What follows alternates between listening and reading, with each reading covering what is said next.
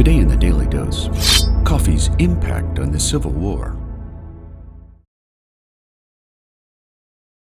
After New England patriots tossed British tea into Boston Harbor on December 16, 1773, Colonial Americans boycotted the colony's once cherished beverage as a sign of loyalty to the cause of independence from British rule.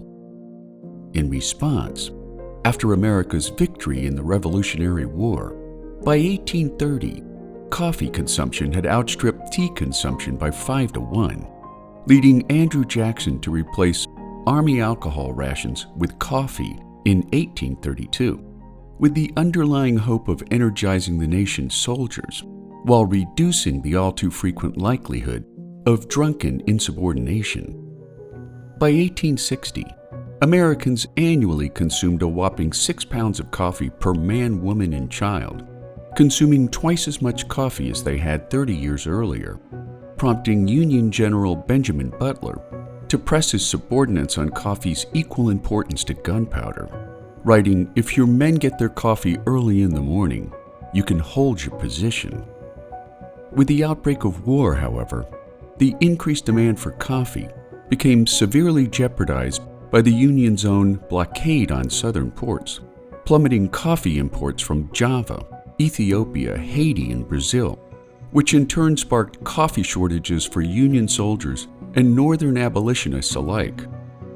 The answer came in the form of future Liberian President Stephen Allen Benson, who emigrated to Liberia from Maryland in an effort to escape the burden of racial prejudice pandemic in the United States.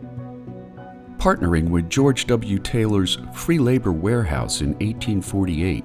Benson imported 1,500 pounds of coffee into Philadelphia from his ever-expanding coffee-growing interest in Liberia, which soon became a hit with Northern abolitionists intent on boycotting products produced by Southern slaves.